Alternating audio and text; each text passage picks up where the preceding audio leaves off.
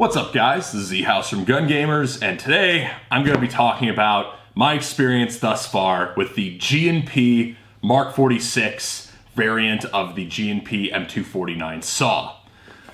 So those of you who know about support weapons and airsoft probably know that the bigger names who make saws are usually A&K and Classic Army.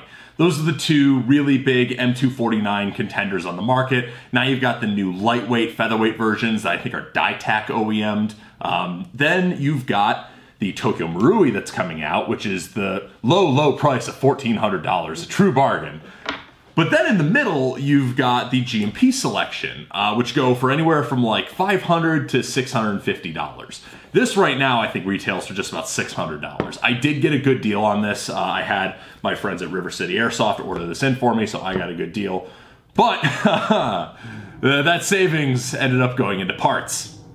So let's talk about my whole experience voting this gun. So I get this thing, and the reason I bought the G&P Mk46 is because I had an A&K Mk46 and I didn't like it. It felt cheap, the externals were not very well put together, the whole thing was just kind of a mess with the feeding system because I really dislike A&K's feeding system for their saws. So the feeding system of the A&K saw I really didn't like. I had a lot of problems with the box mags and a lot of things like that, so eventually I decided, you know what, I really dislike this whole messing with the external box mag and not having it wired into the gun. I much prefer something like my PKM. My PKM is a direct feed system from the bottom. It's wired into the gun. It's auto winding with the trigger. And to me, that's a far superior system.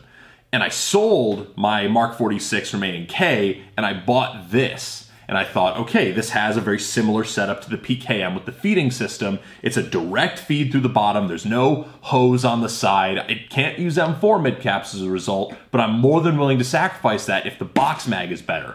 That, I will say, is one of the things I still really like about this gun. The feeding system and the box mag, generally speaking, are excellent. I will not shit on that at all.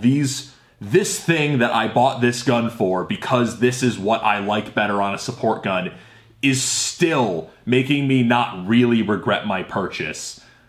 But other things are. Then we run into the differences in assembly. So unlike the A&K and Classic Army Mk46s and other 249 variants, this barrel is held in with a set screw. It's not held in with this quick release lever. It's just a set screw. I don't mind that so much, except you really need to make sure this thing is fully seated.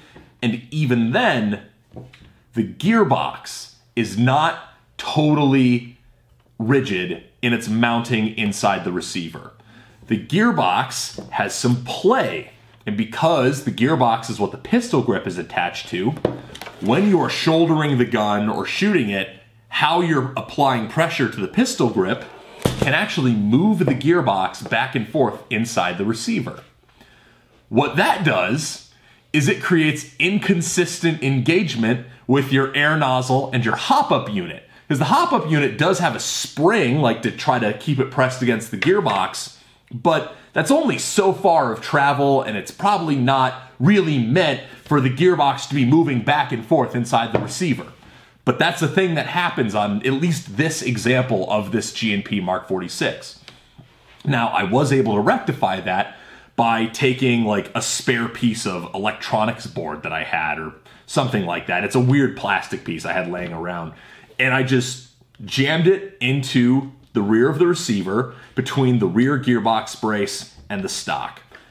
That fixes that. So now I actually have consistent velocity, and this thing is chronoing at like 1.25 joules, which is fine. I'm not gonna fuck with it, that's fine. I had to fuck with it for other reasons though. So, at one point, I'm gonna tell this story because I'm not sure if this was the setup to the problems I discovered, or if it was a consequence of the problems I discovered. First time I take this thing out to the field to use it, I go through chrono and everything's great. You know, I'd shot this thing at my buddy Corey's house a few times, shot great, fed great, really loved it, and I was really into it. First time I go to use this though, I finish chrono and I go out to like, make sure my hop up is set up for the BBs I'm using. And all of a sudden I get a jam, an air brake in the hop up unit, like a jammed BB. And then my gearbox locks up. So now I can't go out and play for the entire morning because I need to disassemble the entire gearbox to unlock the stupid gearbox, because I don't have quite the right dental pick to reach in and grab the anti-reversal latch. And I had to disassemble this entire gun to unlock the gearbox. And you were salty about that. I was very salty. Kyle remembers it correctly. I was incredibly salty. But whatever. Get all that done, get it back together, and then I'm able to play for the rest of the day. Cool, fine, that's awesome. But then I discovered the inconsistent velocity issue. That issue I did not know about before this story. So all of a sudden I'm playing and my BBs are going all over the place. Because pretty much no two bursts are getting the same level of air because the stupid fucking pistol grip is moving. After discovering the inconsistent velocity issue, I'm messing with it and I'm figuring out that it's the way that the gearbox is seated in the receiver. So when I discover that, I'm like, all right, well, maybe there's a way I can, brace it better. I did the brace thing that I talked about. And then as I was chronoing it to double check my work on the brace, my motor died. And the G&P M120 motor, I'm not sure if you're familiar, it's not a great motor, and it just died, locked up, would not move at all, would not move. I took the thing out and I couldn't even turn the pinion gear with like a pair of pliers. It was insanely locked. So I had to replace the motor, which also meant replacing the motor connectors, because G&P uses proprietary screw-on motor connectors, but that's just a little bit of a soldering job, not that big a deal. But as I'm replacing the motor and as I'm messing with bracing the gearbox in my receiver, I'm like, okay, well, let's take a look inside the gearbox and see if anything might have caused the motor problem I was having. First of all, the shimming was terrible, I discovered as soon as I opened the gearbox. The stock shimming on this was god-awful. Every one of the gears had like a solid 1 or 2 millimeters of play, it felt like. I mean, just a couple of shims resolved it, so maybe I'm exaggerating, but it felt pretty loosey-goosey. It wasn't great. Then, as I'm going to reassemble the gearbox, during one of these shimming sessions, I'm noticing that getting the sector gear axle to line up with the bearing isn't working. And it's like weird. I have to like kind of finagle it. And I'm like, this is not right. This seems like something's off. So I take off the top gearbox shell and I look at the sector gear, and the axle on the sector gear is bent. I don't know how that happened. I don't know if it came that way. I don't know if it bent itself during one of the gearbox lockups. I don't know if it bent itself when the motor locked up. I don't know if it's the reason the motor locked up, because it was pulling a gear with a bent axle. I don't know if it happened somehow during reassembly at the field at River City. I don't know. But it was a bent, very bent sector gear. And that needed replacing, obviously. And I went to replace it, and I realized something. This gun is short-stroked from the factory. While that might sound like a good thing to, give you that crazy rate of fire, this thing did have like a 22 round per second rate of fire on an 11.1 battery as it came out of the box. But that means when you go to replace the sector gear, you either need to short-stroke the sector gear to match, or you need to replace the piston. I opted to replace the piston, because I'm just like, you know what? Fuck this. I don't even like short stroking ever since the problems I had with it in my PKM. I'm going to undo the short stroke job, put in an SHS piston, put in a fucking sector gear I had laying around, redo the shimming. Now it's good. Put it all back together. Now it works great. But if you're counting, that is like 3 major functional failures of this Mark 46.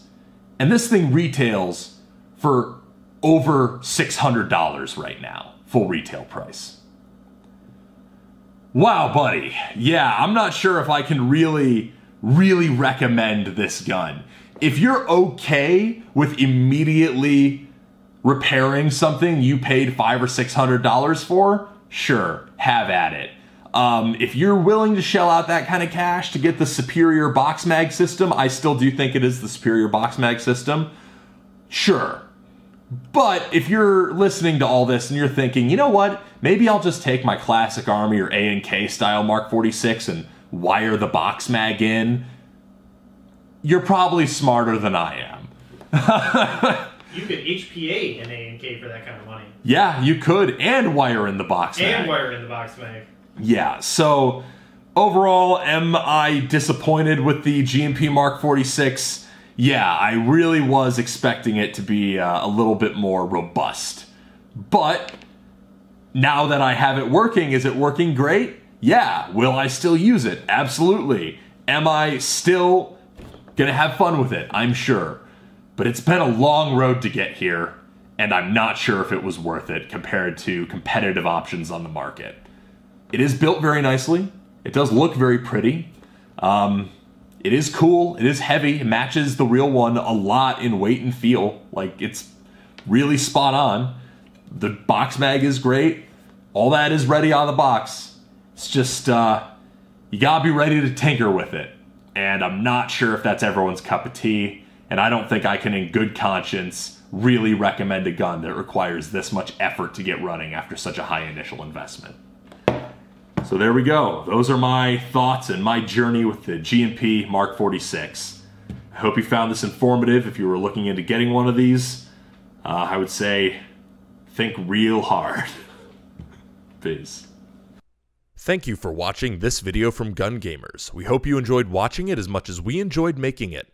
Check the description below if you'd like to buy a t-shirt or a patch, and use the coupon code JUDY10 for 10% off of your next order at Amped Airsoft. Thank you again for watching, and praise Judy.